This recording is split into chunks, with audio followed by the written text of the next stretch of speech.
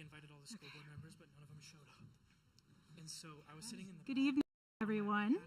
Like, We're all here at Fogartyville Community Media and Arts Center, as well as those watching on our YouTube. And thanks for joining us for Working a Beat, the fourth in a series of WSLR's public newsroom forums with the stated goal of building a better local news ecosystem. I'm Kathleen Murray, your facilitator for tonight. Maria Vesperi, anthropology faculty at New College of Florida, is the advisory scholar for the series and is in the audience.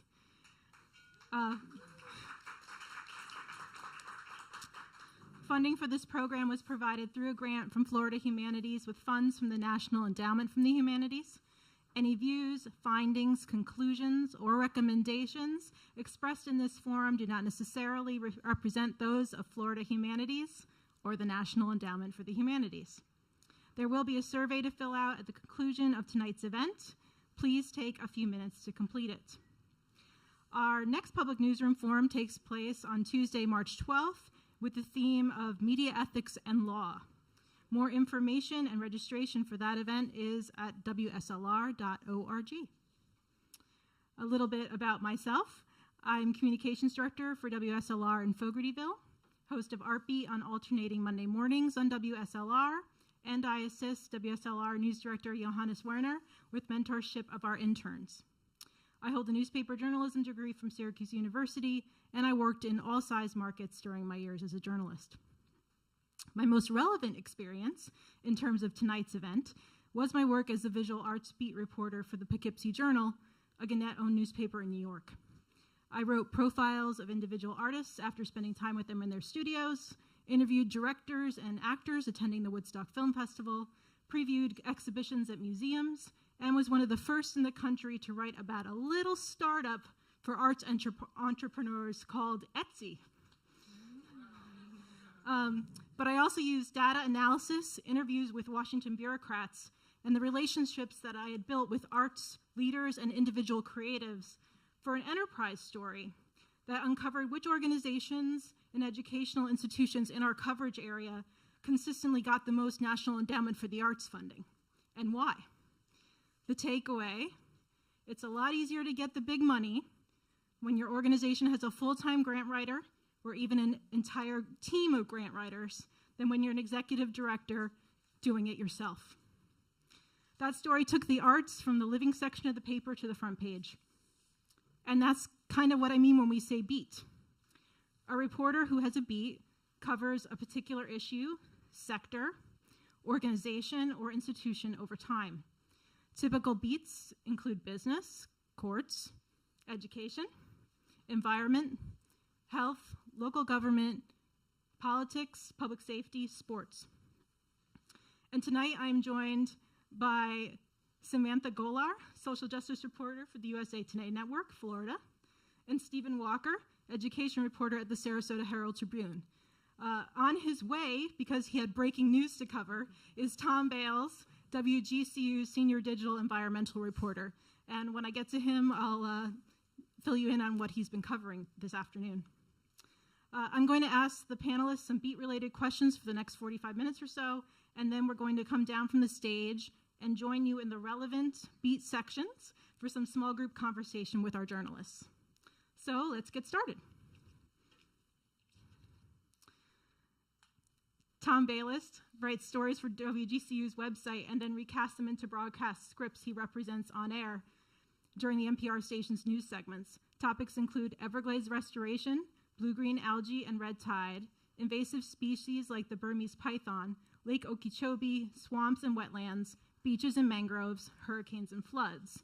And in his email to me, as he's on his way up here, he just had to cover a story about a federal judge ruling that the EPA violated the Endangered Species Act by usurping the federal protection for threatened and protected species from the EPA and U.S. Fish and Wildlife to the Florida Department of Environmental Protection, which in effect made a developer-friendly state more friendly to developers. Which in our case, they want to rebuild over 20,000 acres of wetlands in a part of the Everglades with homes and businesses. On top of that, the whole thing will absolutely doom the Florida panther. as admitted in almost so many words by the same federal agencies. So he's covering that, but he will be here later. And then our next panelist is Samantha Gholar.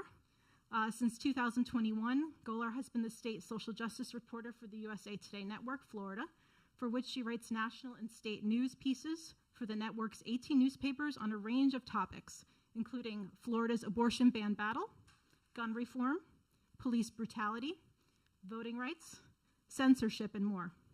She also covers business and retail and travel tourism trends for her daily beat for the Sarasota Herald-Tribune and has a decade of experience in education reporting. Yes, Ms. Gholar has 2 beats in one career at the same time. In 2015, she won Florida Press Association Awards for Breaking News and Environmental Justice for her work with the Highlands News-Sun, where she was a general assignment reporter at the time. Gholar is a graduate of the University of Southern Mississippi with a degree in mass communication and journalism. She is a mother, philanthropist, well-being educator, lifelong yogi, and avid traveler. Welcome, Samantha.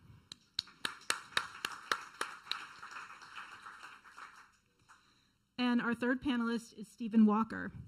Walker is the education reporter for the Sarasota Herald-Tribune, covering the district's schools and New College of Florida. In 2023, he won an Edward R. Murrow Award for his work on a story highlighting hyper-politicized school boards in Florida. Walker, in 2022, graduated from the University of Florida College of Journalism and Communications, where he was editor-in-chief of the independent Florida Gator and covered politics for the Orlando Sentinel. He is from Cocoa Beach and spends his free time watching the Orlando Magic and walking his dog, Luna. Welcome, Stephen Walker.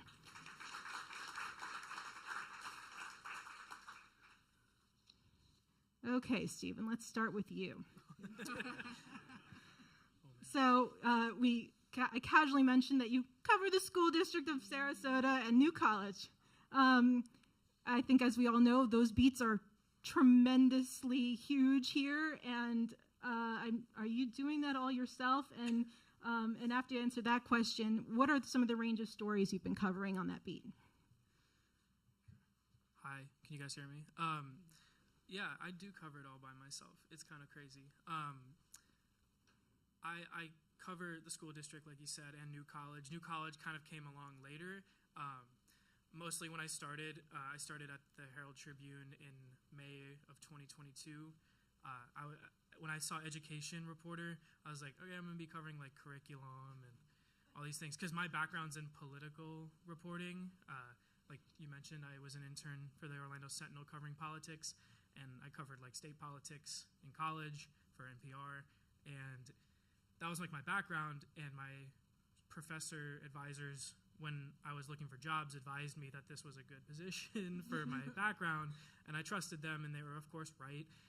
Because I got here, and my very first school board meeting, Tom Edwards was running it, and he like threw everybody out of the board meeting. That was a long, and I remember when that was the craziest thing I'd covered. But since then, of course, school board meetings have gotten crazier and crazier.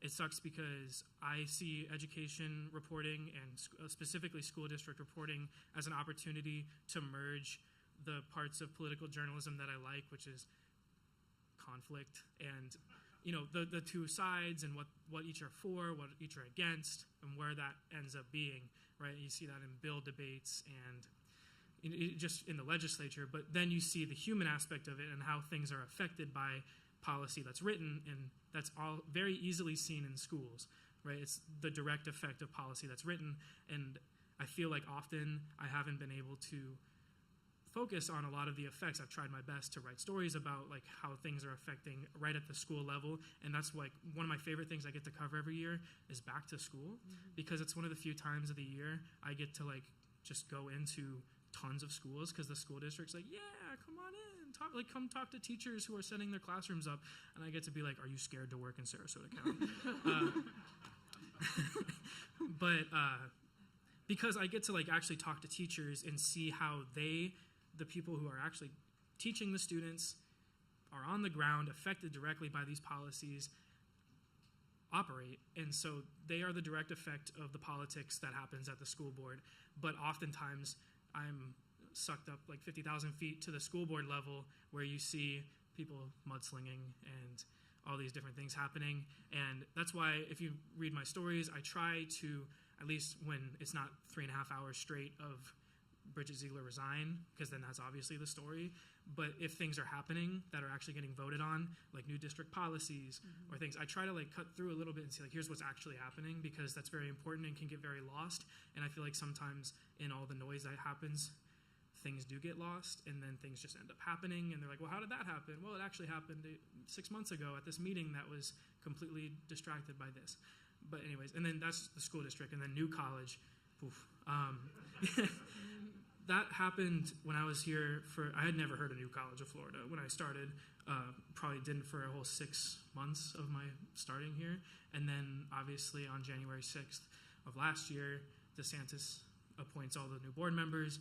Zach Anderson, our political editor, is the person who kind of is on all of that because it's DeSantis, but then I get looped in because it's higher ed, and then kind of goes from there. A lot of board meetings there too, where a lot of fireworks happen, a lot of impassioned speakers, a lot of change happening very fast, a lot faster than in the school district. So that's been something where, covering admissions, covering the introduction of an athletics department that doesn't have fields, all these things that are unprecedented, and trying to put them within a context of, that makes sense to report, I guess. So I don't know if that answers your question, but it definitely is the start of that, and we'll get deeper into some stories that I know that you would like to cover that you might not have had an opportunity because of resources. And Samantha, let's share the sort of the breadth of stories that you cover, and maybe first describe what the social justice beat entails and sort of how you define it. Yeah. So this beat is new to Florida. It's new to the network. If I'm correct, in at least the last 5 years, social justice is, if you kind of break it down to layman's terms or everyday terms, is kind of a progressive movement that really kind of sets the stage for fairness in society. It kind of lifts the veil on what's fair, who's being treated fairly, what is happening, what's not happening, and it also really shows disparities in society. Who's being taken care of, who's not being taken care of, what's being left out, what can we do, what's intentionally, kind of being in the spotlight, and it kind of looks at these systems that create barriers for people. So it's more of it's really broad. It's a very broad topic. It's a very broad beat. It kind of boils down to access, participation, rights, those types of things, the things that can be kind of taken away from people. It's very parallel to civil rights. If you kind of look at it in that bubble, you can kind of compare it to that, more of a progressive version of civil rights. And that popped up in Sarasota at this in this newspaper in this state, the end of 2020, of course, following the George Floyd reckoning in the summer of 2020. I remember when this job came up for hire, I wasn't working in a newspaper. I was actually in marketing at the time. I've been in and out of journalism for years. We have a love-hate relationship. It loves me and I love it, but it's difficult. It's hard. I've been raising a child, this whole time as well. So it's very, as a general assignment reporter, you're out in the field, you're covering everything, fires, cops, everything. But when this beat came along, I knew immediately that it was something that I wanted to cover, so I applied. It was a very long application process. They wanted the right fit for this role, and I was very candid with my editors and told him that if you choose anyone that's other than a person of color for this role, they're going to get it wrong.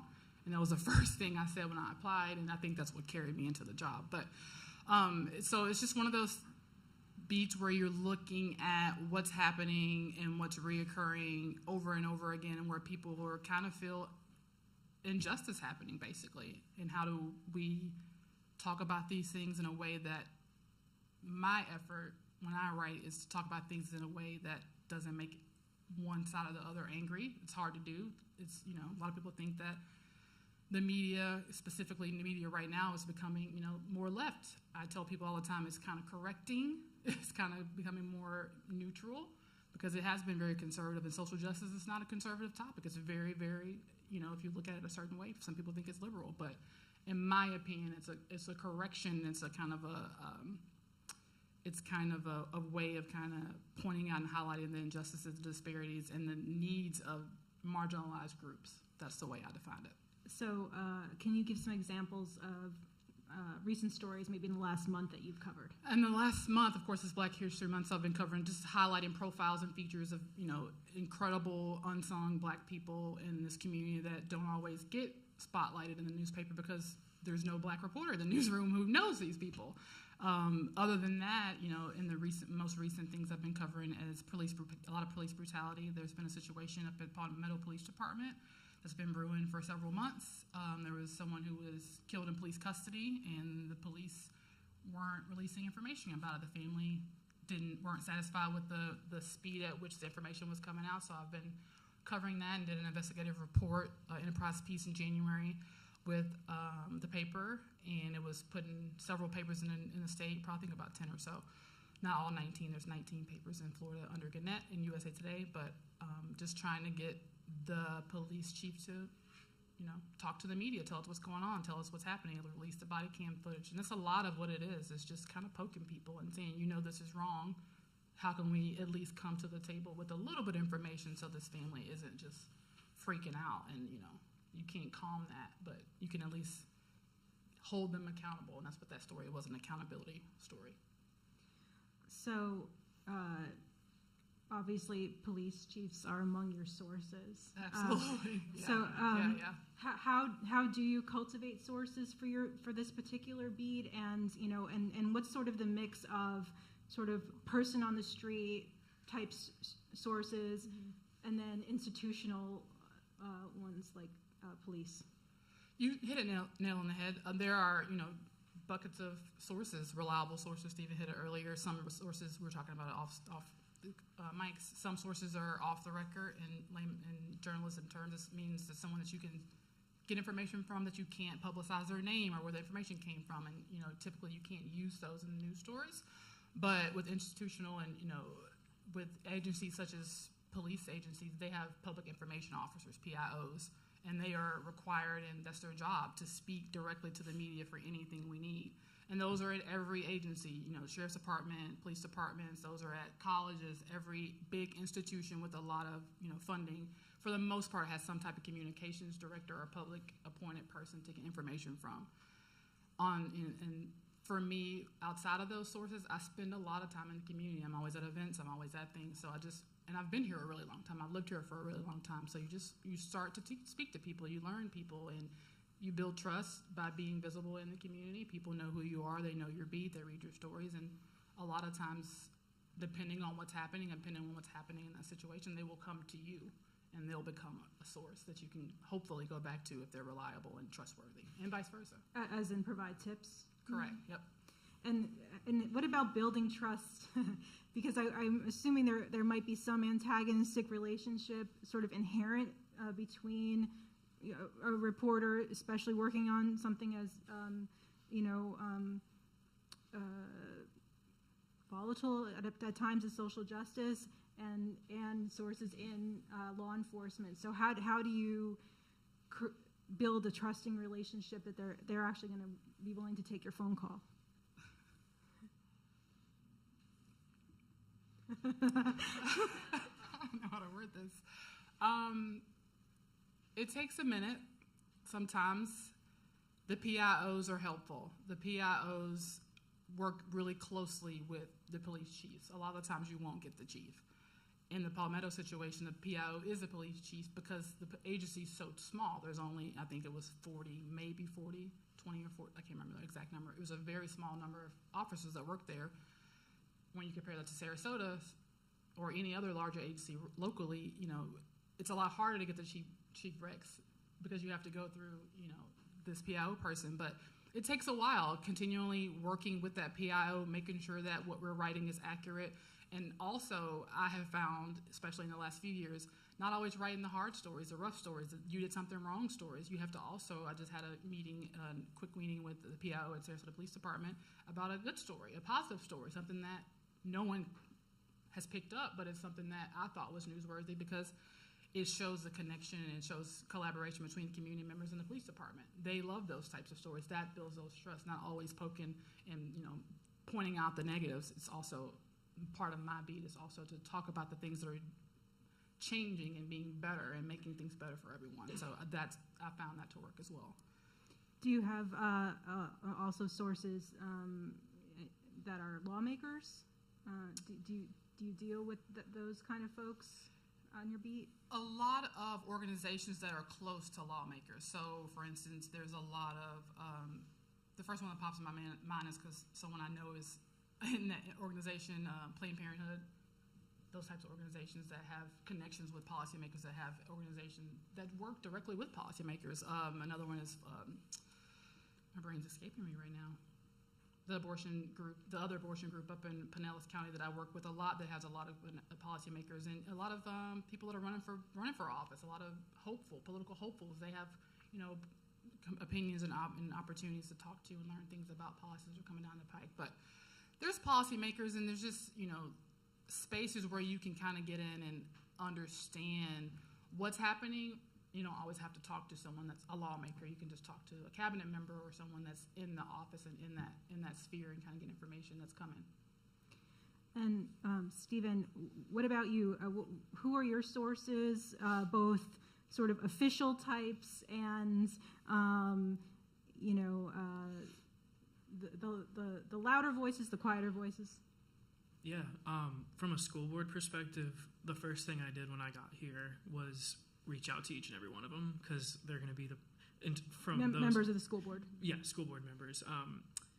Their emails, they have distinct ones, and if you reach out to them, recently they haven't been very good at getting back to you, but when I started, it was every single one of them got back to me wanting to talk or get coffee.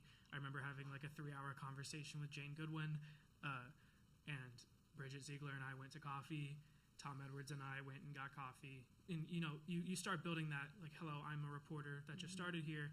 I want to cover you fairly and accurately. What's a good number to reach you? What are the things that are important to you that you are looking for in news coverage?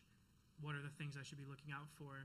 And so that's something whenever I talk to anybody, whether it be, somebody like a school board member forwards me a contact saying this, you should talk to this parent about something they're going through.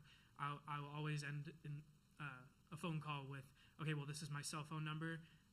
Feel free to reach out anytime about anything going on, and feel free to give this to anybody that might want to talk to me about something. And that has bared so much fruit from that, because people will say, hey, I got your phone number from so-and-so. I heard about this.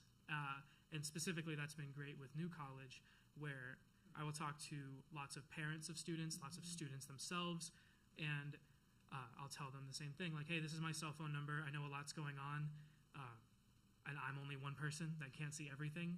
So if you hear of something, don't assume that I also saw it. Please reach out to me anytime. I read everything that gets in my inbox, in my phone. And so that's a great source building network. In terms of with PIOs, because I also deal with them, they vary greatly. New College didn't really have one until a couple months after you would say the transformation started, right? They hired this guy named Nathan March, him and I have a great working relationship, because he used to be a reporter. A lot of these people who work in that sphere used to be in news. And so really it comes down to leveling with them, saying, hey, you know how this dance goes. I'm going to reach out to you all the time. And I know there's stuff you don't want to tell me, or there's stuff that you cannot tell me. I just need you to be upfront about it so we can work on this. And usually if you're real with them, they'll be real with you. And I know Nathan is very close with Richard Corcoran in terms of they pretty much talk all day, every day about everything. And they're on the same page about a lot of the stuff happening at New College. So I ask him always to be straight up with me. I'm like, am I going to be able to get Richard Corcoran's word on this? And he's no. And I'm like, all right, can I get the college, like just generally? And so working with PIOs is a lot. I'm sure it's different specifically with like organizations versus a lot of like governmental agencies. You talk school board, you talk New College. They're all subject to Florida's public record law. So I always have the card of saying, well, if you don't tell me, I'm just going to get it. So let's work this out. But source building into like teachers is another big one, because a lot of teachers. How is that difficult or? Very. It's hard. It's a lot harder than people think. Yeah, no, it's hard. I could probably say that the number of teachers who I have on my like phone as regulars is in like single digits, because a lot of like and I've been here almost 2 years, and so you would think that might be more, but a lot of teachers are very hesitant at all to reach out to a reporter because as they are part of the district, I mean, pretty much everything they do is public record. They don't want to talk, or they're scared to talk. A lot of teachers will want to talk to you, and then you say, well, would you be willing to be on the record about this? And like, well, yeah, but does that mean I have to use my name? And I'm like, yeah, it does. And they're like, well, I don't want to use my name. And I'm like, well, and that was a huge thing away from teachers at New College, talking to faculty members, nobody wants to use their name. The only person who has been a recurring faculty member who I talk to is Amy Reed, but it's kind of because she holds a position of power where she feels comfortable enough to talk all the time about her opposition to a lot of the changes because she sits on the board of trustees. But faculty members will not want to go on the record ever, but it's important to talk to your sources off the record and just on background on stuff where they'll tell you what's going on. Can you define the difference between off the record and on background? Yes. Okay. Shoot, let me see if I can get this right. I promise you. So if you talk to a source and you say let's talk, and the assumption is you're always on the record unless you expressly say I want to go off the record. In Florida is also if you are on the phone with somebody and you want to record what they're saying, like physically record it, you have to tell them that you're doing so. It's a two-party consent state where you record conversations. That's another part of it. But on the record, like what I'm going to write down, if they pick up the phone and call me and they don't say this conversation's off the record, everything's on the record and I can report it and attribute it to them. But people who are seasoned and know what they're doing, like school board members, like Tom Edwards, will call me and say, all right, can we go off the record? And then I can't, once they go off the record, nothing they say I can write or attribute to them. It's just from my knowledge to know. And that's very good for me because even though I can't write about it, it could direct me to something where I can get something that I can write about. So specifically with New College, like a specific instance that this actually happened was with my story I did on their admissions. I had dozens of admissions officials that I talked to, and none of them were on the record, and they pointed me to the records that I needed to find. And so it's like they were a magnet when I was going for a needle in a haystack, right? Mm-hmm. They helped me find it, and I was never going to find it on my own because they're like, look for this keyword on this date in this email. Never would have found that on my own. But because they point you in the right direction, their name never has to be on it. And so that's why off-the-record sources are important. But in terms of off-the-record versus on background, I don't think... That's basically, I think you can use the information, just not, you can't attribute it to someone, I think, and that's, correct? Yeah, that's, it's, I want to say more rare, but at least with USA Today, anonymous sources are rare. I was going to say, I don't know about his beat, but my editor's like, nope, you need to get their name. And it's not all the time, unless it's something that's super important, and that nugget of information needs to be in that story to build that context, to prove that point, to prove that information is true. My editor's like, you need to write it another way or you can't put it in there.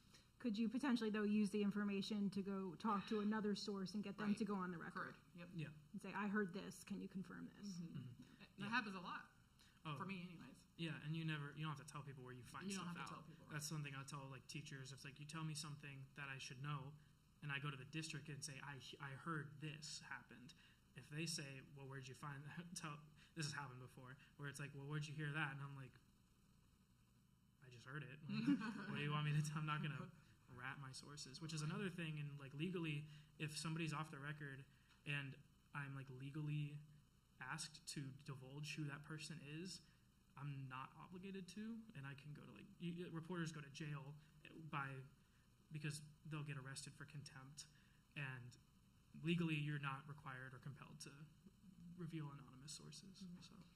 So other than teachers, some other sort of folks who feel impact on decisions that are made at the school board level would be students, parents, community members. So how do you cultivate those sources?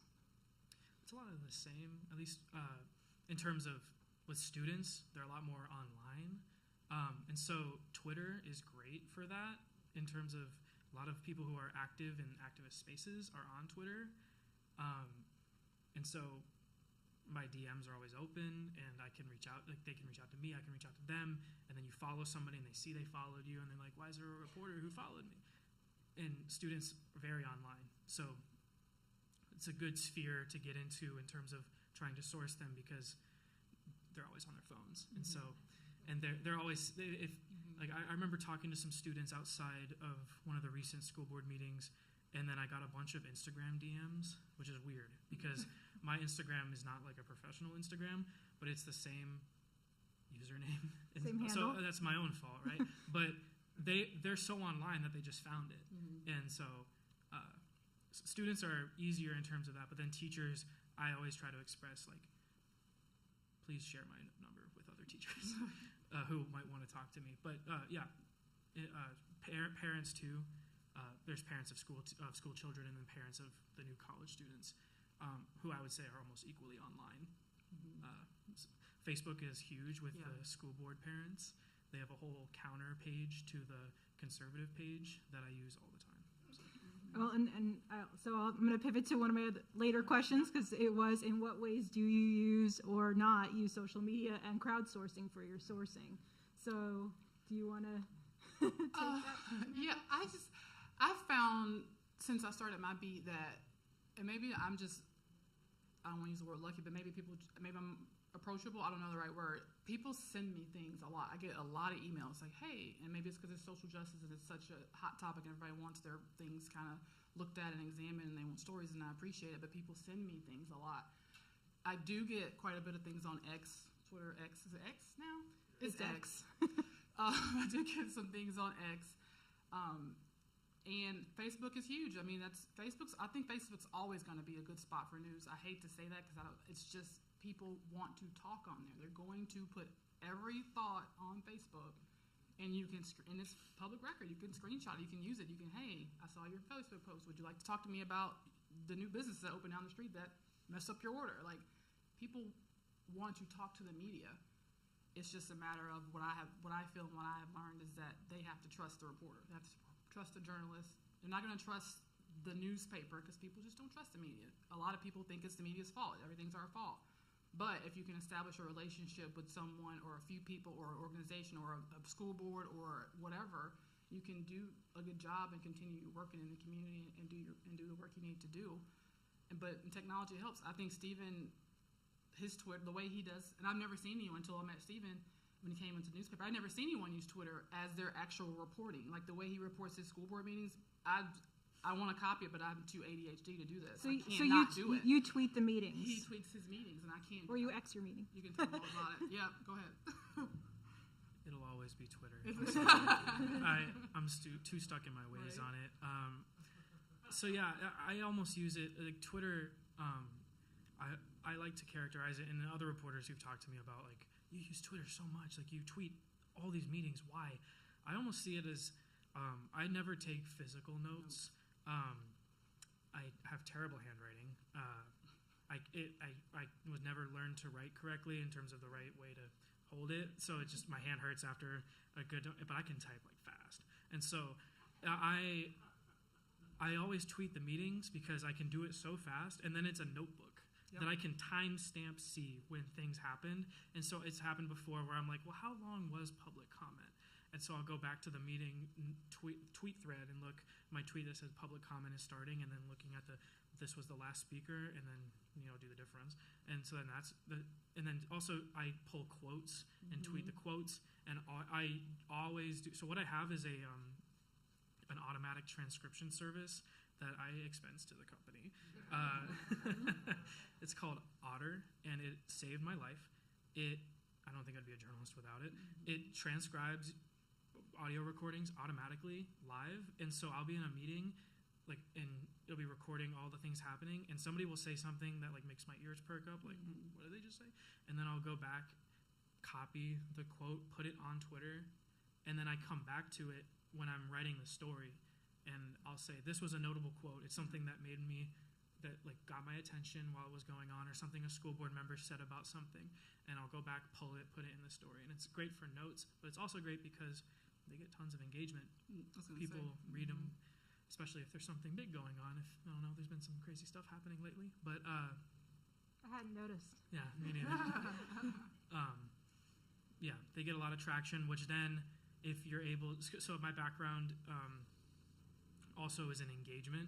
So I ran the engagement for the Alligator at UF and all of their networks and stuff, and drove up page views and all these things. So I know how to, I have like an audience engagement background too, so I understand how you can drive like, oh, this Twitter thread has 120,000 engagements. How do we loop that into them reading the story and and reading the full context and reading what I wrote on it on our website versus on Twitter. And so then you can loop in your story at the end where everyone gets notified because they're following the thread anyway that says, here's the final story. And then, so that's where that tool also is pretty strong in terms of social media. It's really cool. The way he uses it, I think it's really cool. It's cool to see, not to jump over everyone, but I'm in between, like I feel like I'm in between like two generations of journalists. I don't look it, but I'm in my late 30s. And he's a Gen Zer. Gen Z uses a lot more social media. I grew up in a newsroom where we were writing everything, and it's just cool to see the bridge between old journalists who write things down and who just record on their phone, and then him using his Twitter. You know, it's just really cool to see how you can use technology and use engagement to move things forward. And people, and then you have a new generation of kids, young people reading media, reading newspapers, understanding what's happening, because they're not going to read a newspaper. They're not going to pick it up at all. They're not going to pick it up. They're on TikTok getting their news. Exactly. So other resources that you use, how much are you looking at documents and records and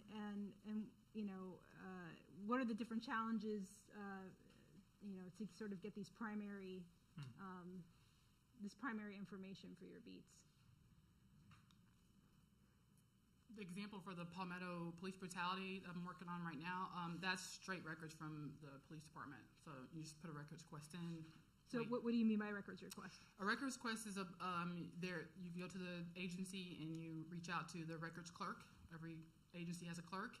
You tell them what you're looking for. There's a case in such and such state with so and so time, and kind of give them the background of what happened in this particular case you're looking to get information from, and they release the records. They're nominal, like $4 or $5, depending on how much it is.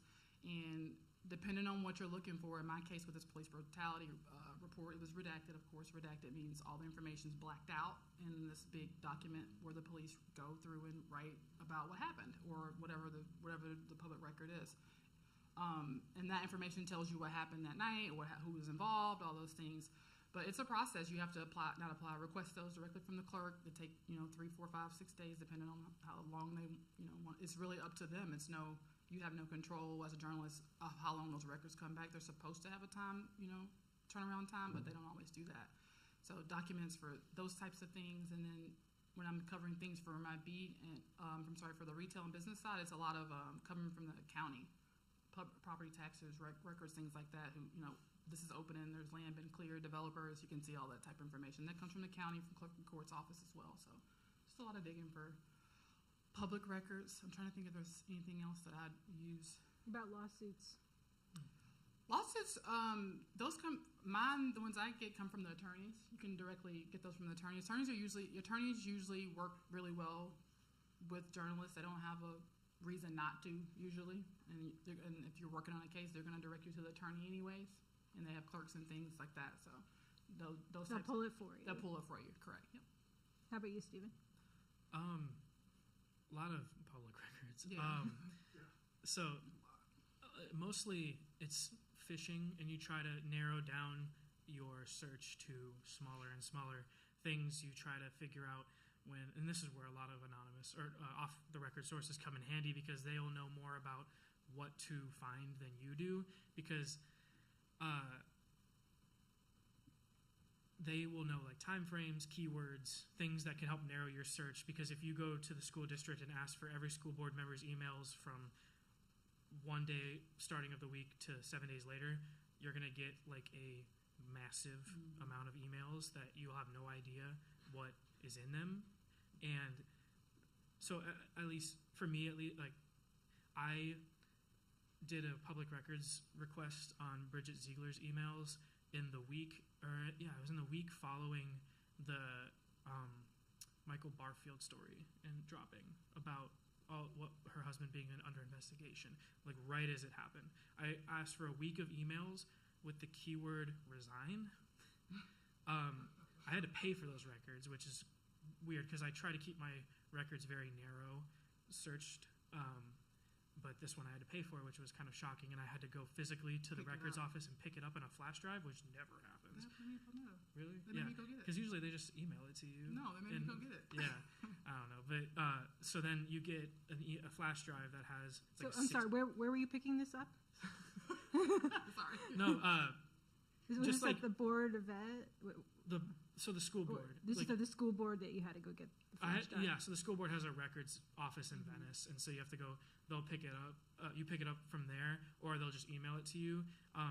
You can also request text messages between people because all of their phones are public records or public too. So this happened when Venice High's band was going to march in Disney, and then Disney told them to cover the Indian patch, and they said no. I requested the principal's text messages and got their text message with the Disney representative, and then just wrote it.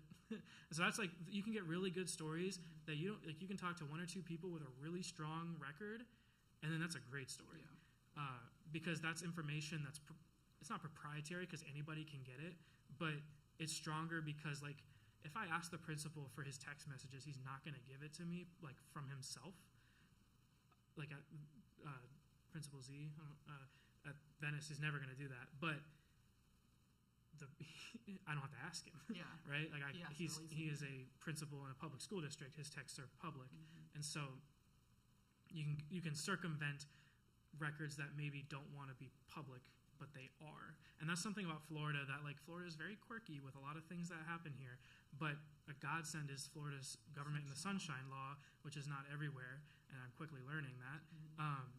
Florida's public records laws are very extensive, and so that really helps journalists because, and that's where you can kind of attribute Florida Man, the meme, to, because you talk about like why doesn't this happen in other states? And I'm not saying these things don't happen in other states or that Florida. It's just that, like, it's all public. Yeah. Every police report, to an extent, is just out there, and so you see all these crazy things that happen. So, but yeah. One little thing I'll say is, like, a thing I always do is I request their list of recently requested records. I will go to the school district and New College and say, can you send me an itemized list with the name of the requester, what they requested, and the service number in a list for the last week. And they send it. It's easy. They just send it to you. And what kind of stories did you get out of that? Well, it's not often. You sometimes pick up, because I like to think I have an idea of what's going on generally, so I'm not, like, missing anything. But it's nice to see who's requesting what, and it helps you see if you miss things. Yeah. Or also, if there's a big records request that the Miami Herald just put into New College, and they paid $200 for it, and it's fulfilled, you can just request it yourself, and you don't have to pay for it because it's already been processed. And so you can get a lot of really important documents that otherwise, if the Miami Herald's posting the story and you just got scooped on your beat, somebody beat you to the story, and you're like, oh my God, I need to get this. You don't have to, walk of shame over to that reporter. Could you send me this document, please? Like, you already have it, so.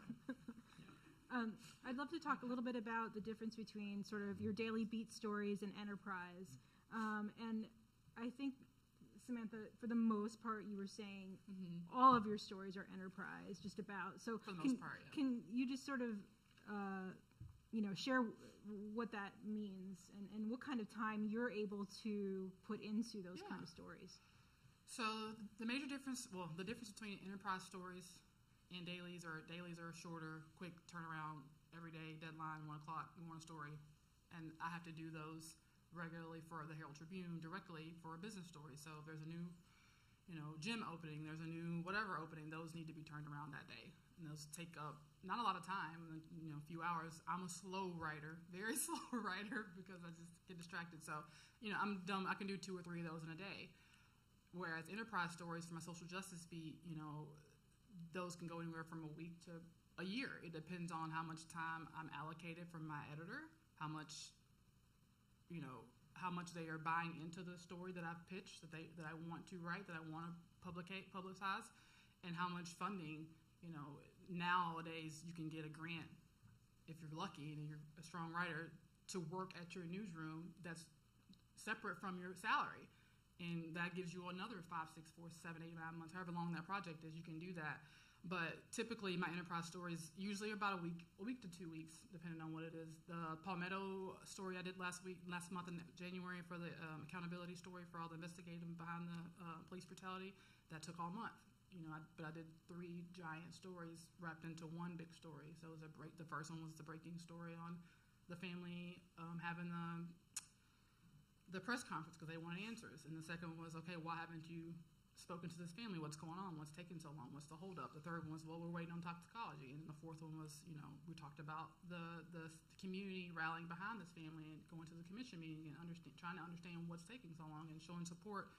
And then my editor had instructed me and asked me, and that doesn't happen a lot. I don't get assigned stories. As you get older and you've done your beat a lot more, you write your own stories, create your own stories. But he liked the stories that I was doing, so he wanted me to do a deeper enterprise story and pull all the records from the Palmetto Police Department, Sarasota Police Department, Longboat Key Police Department, Bradenton Beach Police Department, Venice Police Department. To kind of see if there was a trend. To compare the trend, to see if, what weapons are being used on victims of police brutality in the past year. Who's used tasers, who's used guns, who's choked someone out, who's, whatever the situation was. And that took all month. And I was able to use a data reporter who is, a younger reporter. She works in a newsroom with us, and she helped me pull that data because I was too busy talking. Not too busy. I was doing my side of the reporting, talking to the police chief, talking to the family, so it's big elements in these enterprise stories. And if you're lucky, they give you a data reporter to help you pull things, and if you're not, you do it all yourself. And for me, it's I don't know. Sometimes I get someone to help me, sometimes I don't. It just depends on what's happening. I got lucky last month because they wanted a lot of records to prove that Palmetto Police Department was doing what they're supposed to be and being accountable with their police department. So and I enjoy enterprise stories obviously much more than dailies. That's what I signed up to do, and to write these deep stories that kind of take a look at the community and what's happening and the people that are being affected by these policies and all these things. So those are my favorite types of stories to write, and I enjoy those, and they take a lot more time, but I feel like the reward is greater. Are you able to share what you're working on now? I'm circling back to that Palmetto Police Department story. They just had some information come out recently. The body cam footage just come out this week, and the police department's trying to figure out they have their stance, and they believe they were doing their job, and that's their stance. And the other side is they're talking to the family and talking to experts and understanding. Did they really, use the correct amount of force? Could this have been preventable? That's the other side of an enterprise story, not just talking to, and then you touched on that earlier, not just talk to the local people. Sometimes I do have to bring in experts.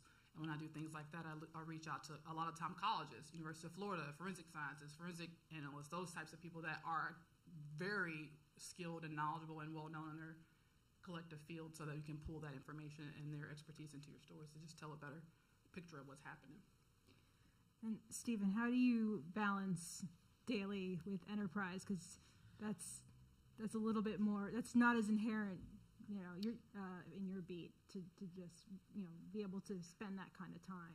Yeah, you picked a good pairing here because yours is more enterprising. Mine's a lot more daily, a lot more like here's this meeting that happened, here's this action that just happened, new college just got this sanction, or like these things happen like a fire hose and you got to just try to stay on top of it, or you're trying to break news in terms of like when the superintendent of Sarasota County was being, terminated / they were negotiating his exit. It was kind of a rush on my end to like, I want the terms of that deal before anybody else gets it. Like I was requesting records and I want to break that news, and that's, I would say, part of daily reporting.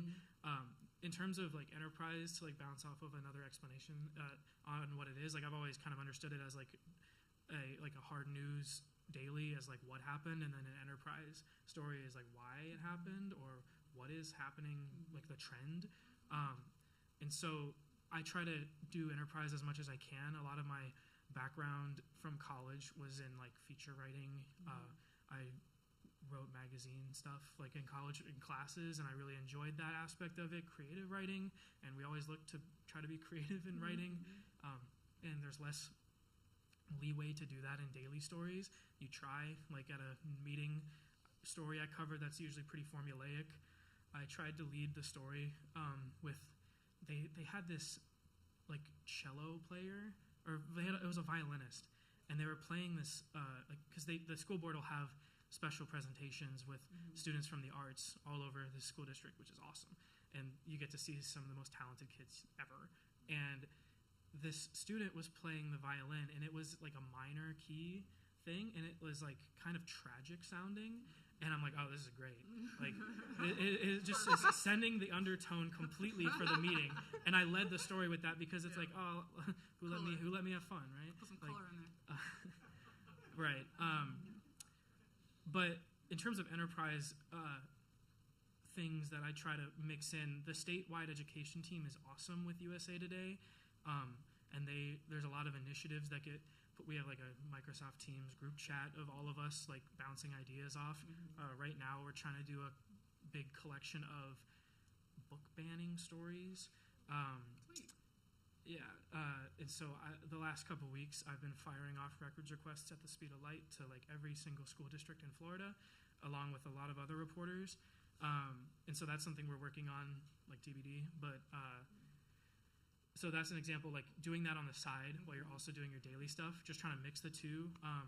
The new college admissions story, which I think is like a feather in my cap of a lot of enterprise investigative reporting, those numbers weren't public. Those numbers, they frame their admissions from last year as a very positive thing, and in a certain way you can look at it as like, yes, you had a record number of enrollment at the school that year in that section, but there's like a lot of context to that, your test scores, the amount of people who left, and so there's a lot of aspects to it. And that story took me a couple months of pretty much daily, like that's what I was working on, and then when I'd get pulled away to something, I'd be like, right, like I gotta go do this or I gotta go do that, which I want to finish the story because you get so passionate about these things, because you usually pitch it to your editor as like, hey, this is going on, I want to write about this like in a longer form thing. Like an example, I guess, of something I'm working on is ahead of the school board election, like campaign finance, and there's a lot going on. And so I'm trying to like do a data report on all of because everything is public in the supervisor of elections. But then when I get down to like the brass tacks of opening the spreadsheet and trying to like figure out, okay, I need to go to this address and see who's there and like contact this person that donated this amount, and then it's like, oh hey, new college baseball player, blah blah blah, and it's like, oh my god, like all right, I'll put this away for now. So there's a balance, and at least I guess an example that is frustrating as a reporter, and it's different from where you are back and forth, like depending on your position. If your like job is specifically enterprise reporting, I envy that because it's the fun part of writing. And the Tampa Bay Times has like a Pulitzer winner, and I don't know her name off the top of my head, but she wrote a story where she followed Amy Reed around for a month, and I was so jealous of that story because I was on the phone with my editor, and I'm like, man, I am so upset I didn't get to write, like I didn't write that. And he's like, you could have never had the like opportunity to. You are so big, like you have so much to do. And I'm like, you're right, because that's what they do, and that's I think where a lot of journalists aspire to be. But in terms of like you have a beat, you're responsible for everything. Yeah. And so, yeah. So you've been on the beat for 2 years? It'll be 2 years in May. And you've been on for 3? Just about. Yep, 3. Okay, so what's something you've learned in these last, during the time that you've been on these beats that you kind of wish you had known going into them?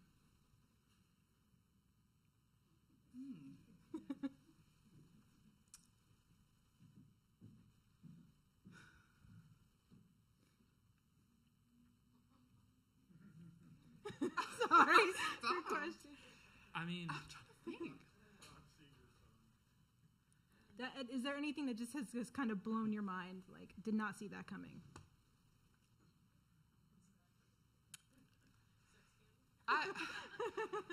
Not to step on Stephen's toes whatsoever. I covered education.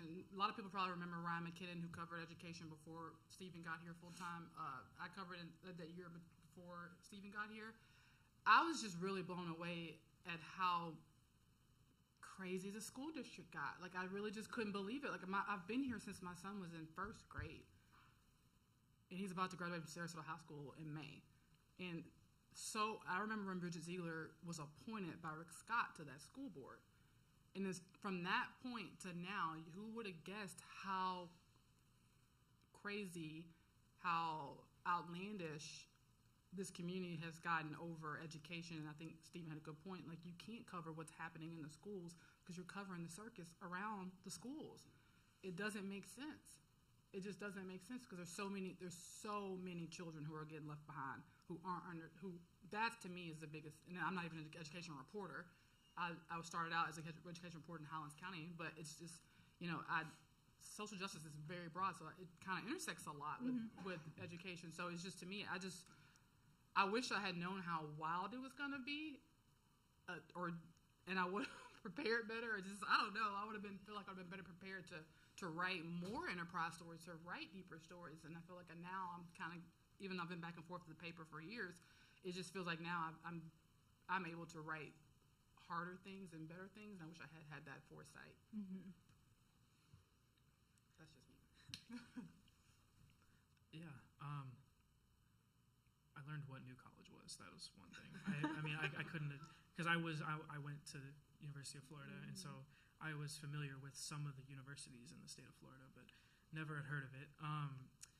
I'd say how crazy the school district is one thing, because I grew up in Florida public schools in Brevard County, and as you know, Brevard County is like the sister county of Sarasota almost when it comes to like Moms for Liberty.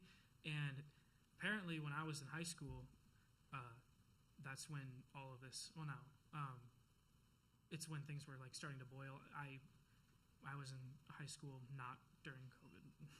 I graduated high school in 2018. So while I was there for that 4 years, like, things were still happening. And I didn't realize that till I got to this position where I'm like, wow, like, they're talking about this thing that happened in 2017 or 2018. I'm like, I'm not that far removed. Yeah, you're not far removed from it. And so it's all. an interesting perspective on that front, but also just, even in the year I've been at the Sarasota school board meetings, I don't want to say devolved, but it's changed so much from what it was when I started to where it is now. And we mentioned earlier, like, the things that you wish you could cover in terms of schools. And I say I love when I get to go to the schools and talk to the teachers because they're on the ground and it's so real. I was almost relieved after Hurricane Ian, I think it was, because I got to go back into the schools and talk to teachers as they were coming back. And something I wanted to talk about with teachers was, like, finding a teacher who was, like, their home was just completely gone, but they were still coming into school. And that was, like, a pretty wide range of teachers in South County. And that was a great story because that's actually those real people, something that doesn't have to do with books getting banned, which is obviously an issue. Absolutely. It's just, this is, like, something that doesn't get covered as much. You also talk about the achievement gap that never gets talked about in school board meetings, reading scores, which only get brought up as a political talking point, but it's like a real issue. And, the literacy of those people affected by, you want to talk about, like, COVID and the lockdowns. Yeah. Kids are struggling to read because of being out of school and at home for that long. That's a real thing that is not getting reported as much because right now all we're talking about is important issues of, book challenges and library materials and these culture war issues too, that a lot of it gets shuffled up. So you talk about stories that you want to cover, and that's something I think I can grow and improve on, is continuing to try to cut through. And I don't say the noise in a derogatory way, but like the noise of everything going on to report on some of the issues that get underreported. So. All right, well, thank you. We're going to wrap up, and then we're going to come down to you now, and hopefully you'll be able to share some of your story ideas for the reporters. and maybe you'll be their next source. So thank you so very much. We really appreciate everything you had to say. And I just got a text from Tom Bayles. He's like 5 minutes away. So he will be joining at the end. Poor guy. All right. Thank you. So I guess we'll head on down.